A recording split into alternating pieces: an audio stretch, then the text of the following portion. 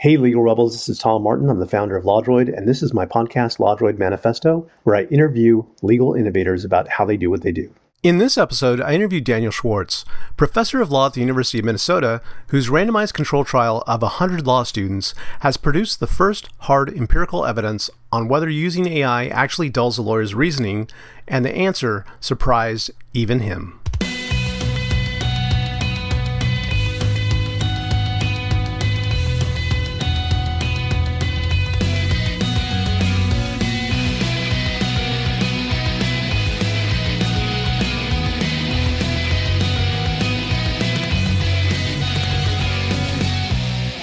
Welcome to the LawDroid Manifesto podcast. I'm Tom Martin, your host, and I'm really thrilled today to have Professor Daniel Schwarcz. He is a professor at the University of Minnesota.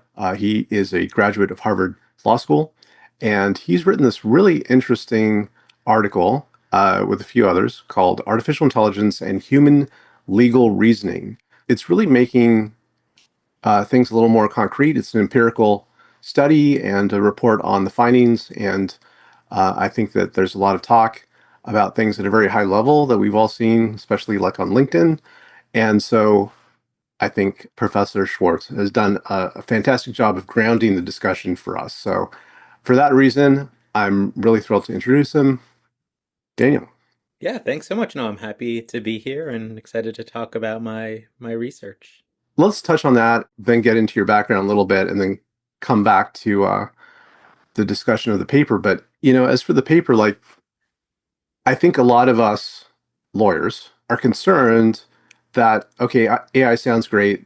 There's certainly a lot of hype about it. It just seems to be nonstop and always in our feeds about all of these new developments.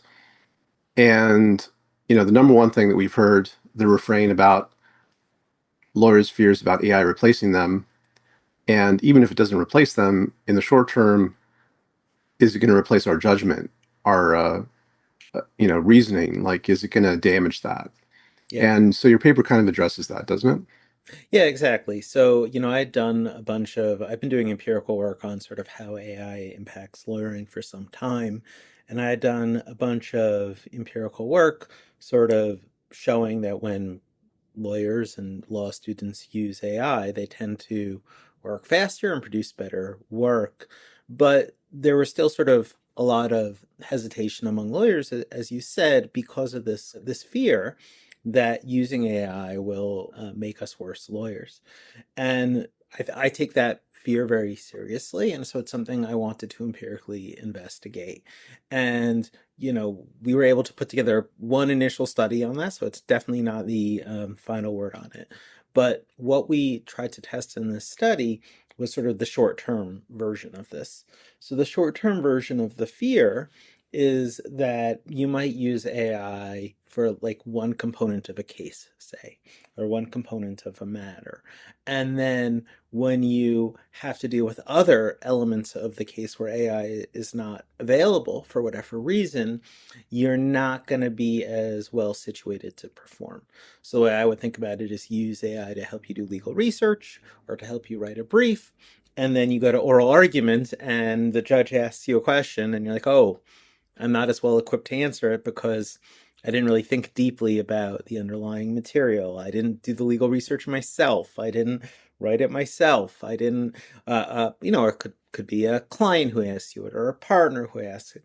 And so this is one small, narrow strand of the larger concern. I want to be clear about it, but it's one that I've always taken quite seriously.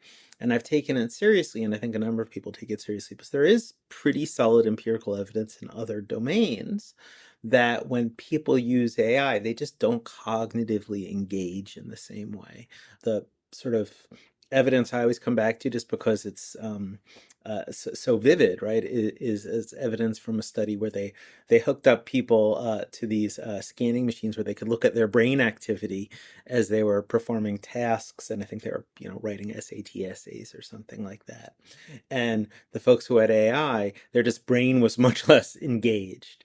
And so there's something intuitive to me about that. Intuitively, I would certainly worry about, say, going to an oral argument and answering a judge's questions if I hadn't written the brief myself, if someone else had written it for me, or if I hadn't really sort of read it several times and thought about it.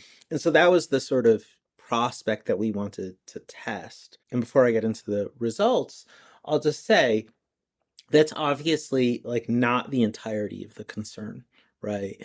There's, I think, a distinct concern that we weren't able to test, that over time using AI will dull your skills, will make you a less good lawyer.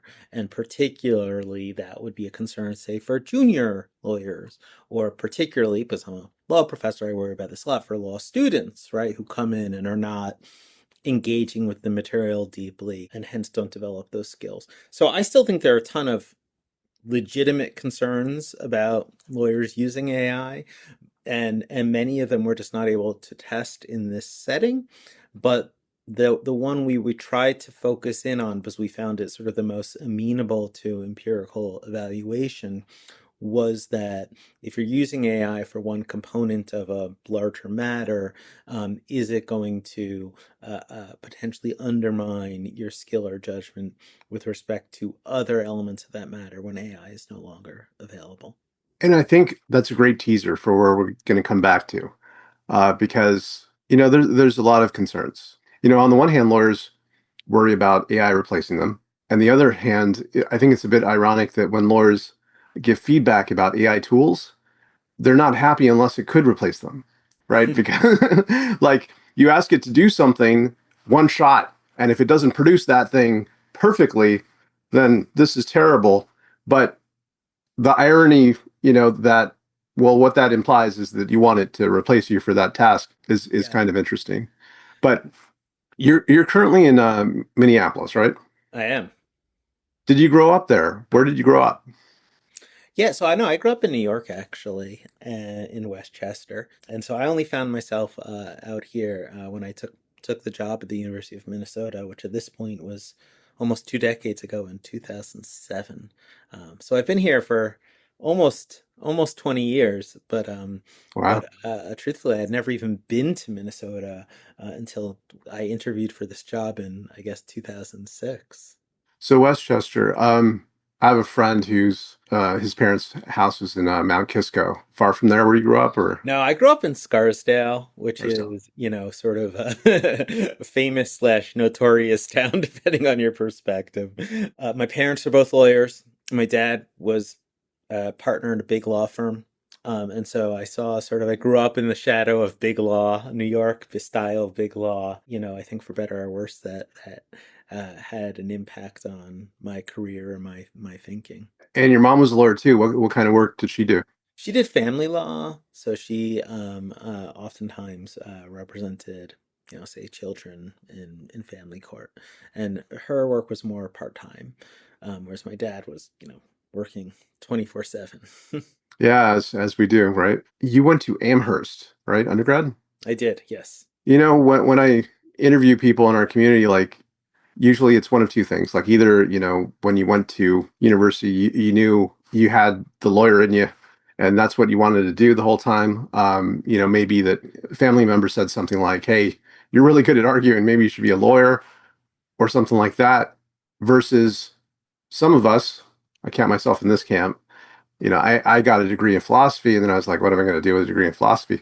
So I figured going to law school, I'd be able to earn a living that way. I imagine you're in the former camp, but Yeah, it's hard to, I mean, definitely I always had some inclination that law might be of interest to me. Obviously, both my parents were lawyers. I was a debater in high school and in college, and obviously there's a strong correlation between debaters and lawyers. But at the same time, I always had sort of an academic orientation, I guess I would say. I don't really like hierarchical corporations. I tend to have an independent streak. I tend to not always like it having a boss or someone telling me what to do. And I like flexibility and I like following my own ideas and interests. And so ultimately, right, I sort of found the intersection of those two. But when I was in college, I thought a lot about being an academic, and in particular, not just a law professor. In fact, thought about being an economics professor. I was an econ major, and I enjoyed economics. There was a time when I thought I might be sort of a science PhD. That passed relatively early on. So I would say I didn't know for sure that law was my direction, but I certainly had an inclination or an intuition that that might be one path that I chose to go down. Was there anyone at Amherst that influenced you or sparked your interest to pursue law? Yeah, well, so interestingly enough, not only was I an econ major, I was also actually I had a second major in this major called Law, Jurisprudence, and Social Thought, or LJST, which is a totally unique major as far as I know. I don't think there's any other college in the country that has quite the same major. It's sort of a funny mix of philosophy and sociology and law. They had some, prominent people at Amherst who sort of were just great professors who got me interested in that area. But I would say actually it was, a few of my econ professors. I enjoyed my econ classes more than I enjoyed my LJST classes. I liked both, but I found LJST to be sort of frustratingly sort of high level, right? Mm. Um, and economics was pretty grounded. And so I had a couple of econ professors who were just really encouraging and encouraged me to think about the intersection of law and economics. And that was a lot of, I think, how I was thinking when I ultimately decided to go to law school, because I was thinking about econ grad school as well. I thought, well, look, you know, law and economics is this area that I sort of had some vague understanding was a big part of how people thought about law in the academy, and I'd be able to sort of meld my interests. And so I think that's sort of the trajectory there. So it wasn't really like one particular professor, but it was a few who encouraged me to take that middle path. What I think is interesting about that is even back then, you were drawn to the more concrete, the more practical, the grounded, exploration of how things fit together. I'm curious too, like going to Harvard Law School, like to me that would seem like more of the high level, like the the more conceptual abstract. And did you find it to be that way, or even if it was that way, you brought your own approach to it, or did you find people that encouraged that concrete, grounded approach? They're obvious. One of the nice things about Harvard Law School is it's such a big place. There's so people, so many different types of approaches to the world and to law and to what it means to do legal theory. And so certainly I had some people that were high level, very, theoretical, but then there are plenty of people who I thought of as more grounded and concrete, even if, that doesn't mean that they thought small, but it means that their way of thinking appealed to me.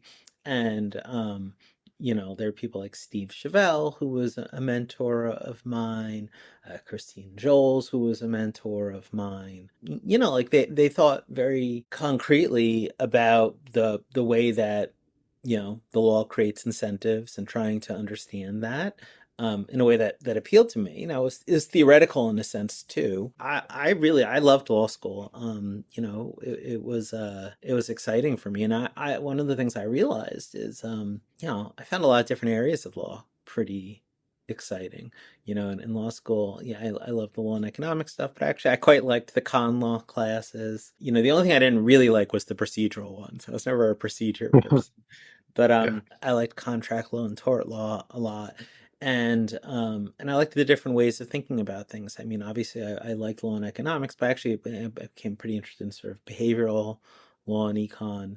And then even just in the more sort of traditional doctrinal types of areas. I thought it was just an incredibly intellectually stimulating environment.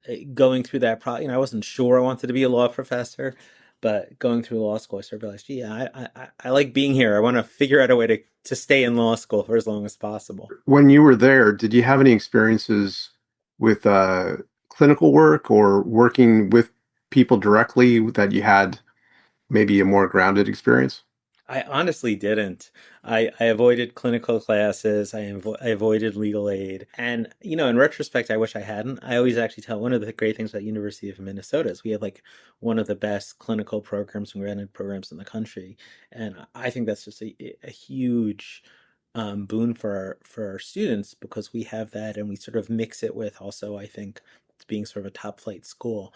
I a little bit at the time had the attitude, and I sort of regret this, that like, I wanted to be a professor. I wanted to this or and so why would I, want for I had to be a real lawyer?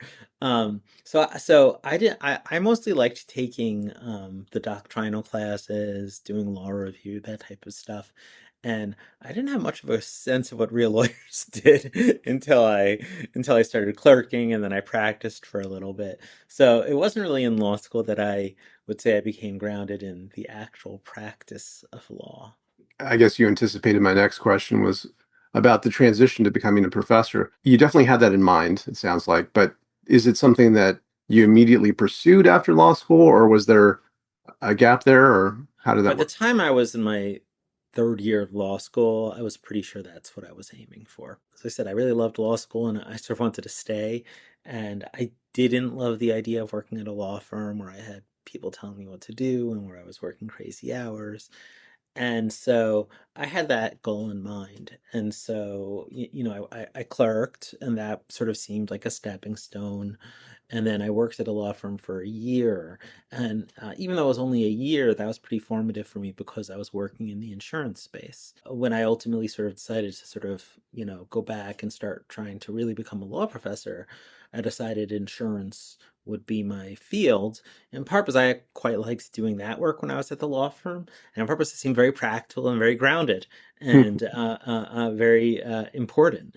And so that appealed to me. I didn't really want to be writing about, legal history. These days, legal history is very practically important if you're an originalist. But, I wanted to do something that was more about like, what are the rules that govern us right now? And in a way that like is going to tangibly affect, a lot of people.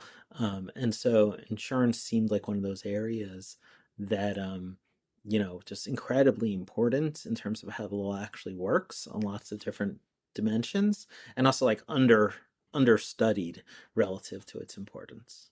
So you obviously went on to become a professor at University of Minnesota, and you've been there for 20 years. I would imagine that your area of focus has changed over time. I mean, AI is likely just within the last 5 years become a focus, or have you been focused on that for a while? Yeah, no, I've been focused on it for longer, and that comes out of, so I've always been, I mean, I still do a lot of insurance law and regulation work, but I got interested in AI more than a decade ago because of its intersection with insurance. And I had, written a decent bit about sort of discrimination in insurance and unfair discrimination and how that's operationalized. And there's some distinctive roles in the insurance setting for a variety of reasons. Insurance, a huge piece of what insurers do is try to make predictions about losses, about associated with individuals, with individual risks. And so, machine learning tools, even way before the generative AI, just when we were getting sort of the basic, but like, predictive machine learning tools in the 2012, 2013, 2014, when those were supposed to get really getting quite good and outperforming, sort of more standard, human-based rules, it became clear that that had potential implications for the ways that insurers priced coverage, chose to select their insureds.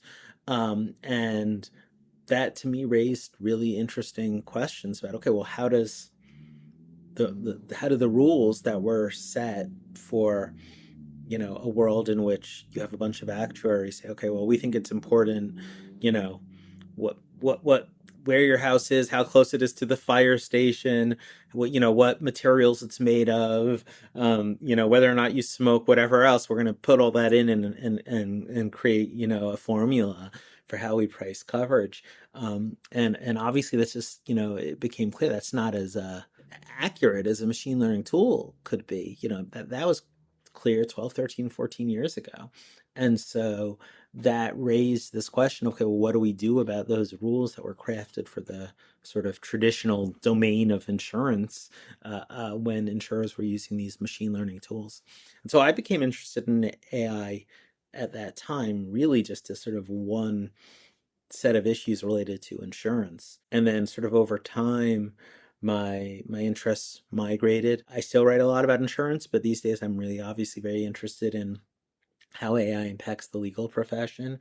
And that arose not only out of my interest in AI, but also over the years, I've just developed a lot of interest, obviously, in just teaching my students well, figuring out how to impart wisdom to them and skills. And so, I started thinking about that and empirically sort of trying to evaluate that in between. And so it sort of all came together once we had the Chat GPT moment. I was like, oh, well, this is really important. And I have some interest and background in AI, and I have a lot of interest and background in understanding how to teach lawyering and how lawyering skills evolve. And I want to sort of think about things in that setting. And so that's how my interest over the last 4 or 5 years sort of coalesced around, focusing a lot on just how these modern AI tools impact the practice of law. So a few things. The first one, for everyone watching, like there are other types of AI than generative AI, and you've been considering them and thinking about them 12, 15 years ago when it comes to insurance. And to be honest, like it's not that wouldn't have occurred to me that, insurance and AI, but you're absolutely right. Like it makes a lot of sense that, insurance would be using machine learning to make different decisions or at least analysis. And that, there's all kinds of potential bias. There's implicit, explicit, algorithmic, analytical types of bias that could, intervene in some way to, steer decisions in a way that you might not want. And so to be mindful of that and to factor that in, that's very thoughtful. Also, of course, would put you in a good, prime you for the ChatGPT moment and things changing. This paper lately, Artificial Intelligence and Human Legal Reasoning, that you authored with Nick Bednar, David Cleveland, and Alan Erbsen. The fact that you actually did the work of talking to people, like like getting actual seeing how people actually used it and like what the consequences of that are. There's so much high level talk about it that doesn't touch reality. And so I'd love to talk to you about how you touch reality. And I guess the first question I have for you about the paper is how many people did you talk to? The paper is less based on sort of like interviewing people, right? So what we did with the paper Hmm. was we recruited about 100 law students, so upper level law students, second and third year level law students. And what we did is a randomized control trial. So we were trying to, as I was discussing earlier, we were trying to evaluate this particular concern that if you use AI for one part of a set of legal tasks, that you're going to be less well equipped to perform sort of traditional lawyering in other settings, right? And so the example I come back to is you use AI to help you research and write a brief, and then all of a sudden you're not going to do as well in the oral argument because you haven't thought deeply about it. So we wanted to test that. So we recruited about 100 upper level law students at the University of Minnesota. And what we did was we had everyone who we recruited go through a series of tasks. So the first task was required our participants to sort of, process a series of complex legal materials, some cases, some statutes, some restatements that related to sort of a somewhat obscure field that they wouldn't have encountered before, but they'd have some capacity to understand. And we had them read in sort of, write down some of the key rules. So, okay, here are the materials. Tell me what they say. And then we had sort of a second stage, and I'm going to simplify a bit, where we said, okay, great. Now here's a hypothetical scenario. We have a client who comes to you with this particular factual a scenario that implicates the law that you've been studying and reading, and now we want you to apply that law to this particular scenario. But the key intervention we did was that for half of our participants, they were allowed to use AI in stage one when they were processing the legal materials, and they were able to use AI to help them sort of synthesize the relevant legal rules. Whereas in the other half, the control group, they didn't have access to AI at all. So in our treatment group, half of our participants, about 50%, 50 students, were using AI to sort of help them figure out what the law said. Half of them were not. They were doing sort of the traditional thing of reading it and trying to distill it down. And then no one used AI for that second scenario where we said, okay, now take the law that you have read and understand and apply it to this situation.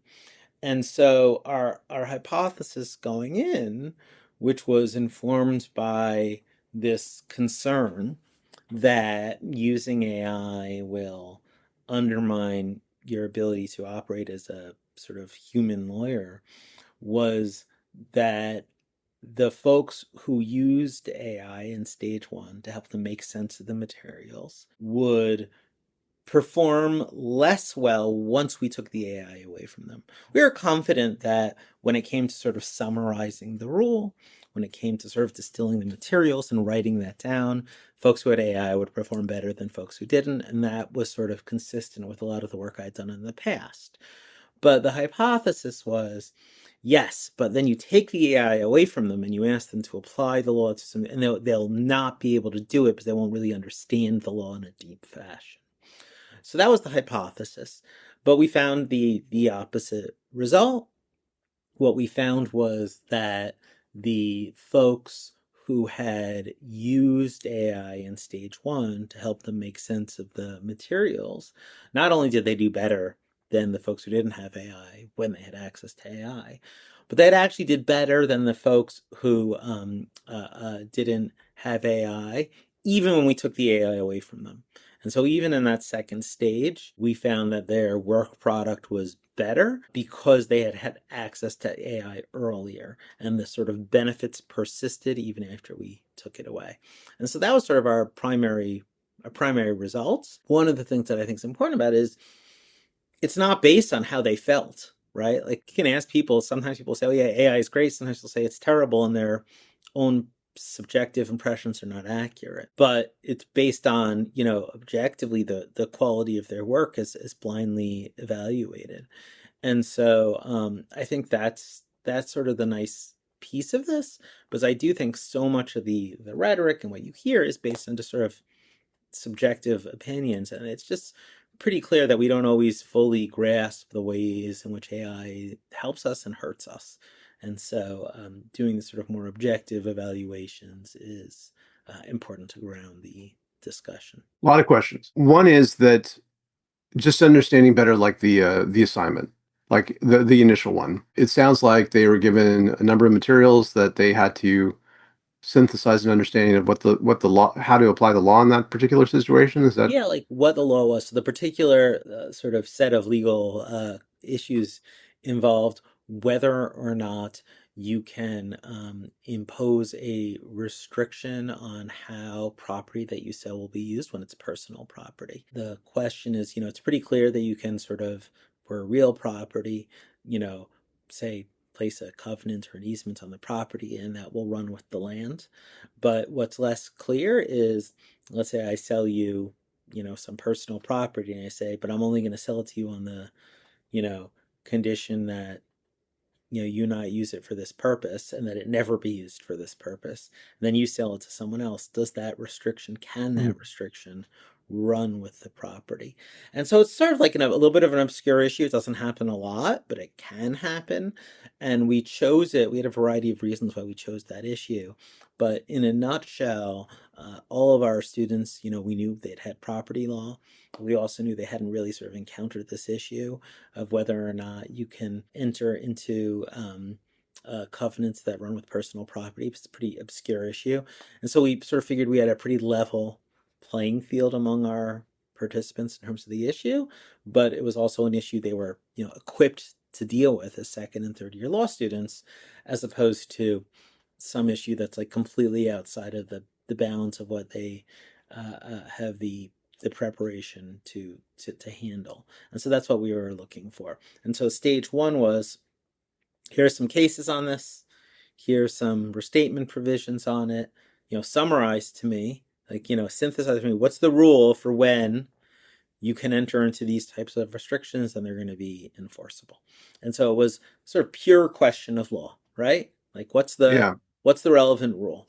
What do these authorities say? How do you reconcile them? Because they seem to sort of point in conflicting directions. First off, it sounds like a great choice. Something that is within their study, but not something specifically they may have dealt with, so that you get kind of like a first fresh impression from their use of it. And then, they read through a number of different materials to get the lay of the land about what the rule actually is. They need to express what that is. Not that it particularly matters, but what kind of tool were they using to summarize it? Gemini 2.5 Pro. And we Okay. just used that because it was a tool that was sort of available to all of our students through the university. I've used different tools in my research. We've tested ChatGPT, we've tested sort of the 3.5 and 4.0, and we've also tested O1. We also tested Vincent AI, which is sort of a RAG model, a retrieval augmented generation model that's more akin to the law-specific tools. But here we were just testing sort of the use of a foundational AI model. And did you provide them with like a pre-made prompt that they were to use in analyzing the information, or did they come up with their own? We provided them with guidance on how to use the AI because we wanted it to be somewhat standardized. So we aimed to provide guidance that sort of would reflect how, best practices for using an AI.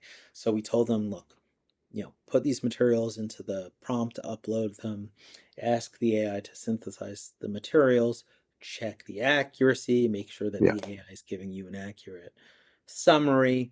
To the extent things aren't clear, ask follow-up questions. And so, these are the types of things you tend to hear, and I think makes sense when you're using AI for these purposes, right? You want it to be grounded in the actual material you're using. You need to verify it because AIs hallucinate and don't always give you accurate information. The beauty of the AI is that you can iterate, you can ask questions, you can get it to develop certain things. And so we wanted our participants to be using AI in that fashion. And it's funny, like the idea that there's still pleadings getting filed with hallucinations in them, and Damien Charlatan has like the 1,300 plus, examples of hallucinations in court. It's crazy that lawyers are still now over delegating work to AI. Putting that aside, it sounds really interesting. Like the fact that your hypothesis is like, yeah, it's very common sense. You would think, and this is still the talk, by the way, even after your papers come out, that okay, if you have AI doing it, well, you're just kind of over delegating, that you're not engaged, and that the AI is doing all the work. It is surprising that, and there's an implication of this for law school students as well. Like I'm an adjunct over at Suffolk Law School, and my class is generative AI, the delivery of legal services. So obviously the students are using AI, but other professors across the country have a concern, of course, that if they allow the students to use AI, that it's going to impact their ability to understand things. And clearly your finding is that it doesn't. I'll push back on a Yeah. little bit, because remember, we were not testing long-term understanding. We were not Mm. testing. And so what we were testing, and also it's also just one experiment, right? So few things, right? The first thing is we were not able to test whether or not, if you're having people use AI repeatedly over time, that can undermine their understanding or capacity or skills. And I think that's still a legitimate hypothesis that needs evidence. We have lots of anecdote on that. We don't have a lot of evidence. And so I still think that's a legitimate concern. I don't think our results speak to that. I also would say that even if you're sort of thinking about, okay, do our results suggest AI never poses risk even in the short term? I would say no. So one of the things that we're pretty interested in and we're hoping to sort of do a follow-up study on is, what if you vary the circumstances under which you're using AI? I think there's good reason to think, and we actually had some evidence suggesting this, that when you're using AI and you sort of have cognitive fatigue, you're tired, you're overwhelmed, maybe then actually the AI is more likely to push out critical thinking than if you're using AI sort of when you're fresh and you're motivated. And so I think that's a question. I think there's also just a question of, would our results generalize to actual lawyers, right? We're setting 2Ls and 3Ls. I think 2Ls and 3Ls are pretty good proxies for young lawyers, but we don't know. There's the question of, would it generalize to other legal questions, right? We had to select one particular scenario. And so I always want to sort of caution against saying, well, we've definitively proven AI is not there are no risks associated. No. I think, though, that relative to my views on this before doing the study, I think that I have less concern or fewer concerns that using AI sort of necessarily or inevitably dulls your capacity to perform when you're not using AI. And so I think that's the right way to think about it. Let's engage a little bit with that finding, because I don't want to gloss it over, because I do have a question about it, which is your hypothesis. It makes a lot of sense to me. Just like if we go into it in a little more detail, and I hope it's not just me as like having studied myself this way, where you sit down and you actually read the material, you struggle with it, some case that's written by a judge way back when, and even the language is unfamiliar, and you're just going back and forth. You have to pull out, you got Black's Law Dictionary and you're looking stuff up, and you're really struggling to piece it together, to connect the dots. And then finally, after a lot of time, it congeals, and you're like, oh, I get it. This is the rule. This is how I would apply it in this context. And I've seen another few cases, and I get an idea of how to apply it in these different contexts. Okay. And that's how, at least I remember learning the law in law school. When the students were doing this, like the ones that were using AI, they're not, I mean, maybe they're doing that in addition to using AI to synthesize, to summarize it, or they're just using AI to summarize it, and then they're looking at the higher level, the abstraction of like where they would have gotten, which I just described, and kind of like leapfrogging it. So what I'm trying to engage with is like, how did they do better on the later thing when they didn't do that, or did they not do that? Like, we have pretty clear evidence on that. So what we're able to see with our data is that the effect that the students who used AI in stage 1 did better in stage 2, even when they didn't have access to AI, was driven by the fact that when they had access to AI in stage 1, they did better in stage 1. They produced a more accurate, more robust rule. And that then produced carryover benefits into stage 2. And so if we controlled for the quality of their work in stage 1, which we also measured, the effect went away. Okay? In other words, once we took into account in a regression how well you performed in sort of summarizing and synthesizing the rule, it didn't matter if you had AI or not. That was what told you whether or not you're going to perform well in stage 2. And having access to AI helped you accurately synthesize the rule. And so the effect really was that AI helped you synthesize the rule, it helped you get the rule accurately and see the nuances in stage 1. And then, even when you no longer had AI, and you're sort of now applying it to a new situation, having the rule in a accurate, robust fashion was helpful, even when the AI was no longer available. And I think that's a pretty intuitive idea, right? I mean, you're going to be better at applying a rule if you have a better, more accurate, more well-developed sense of what the rule says. And so the mechanism pretty clearly was that AI helped our students figure out what the law said.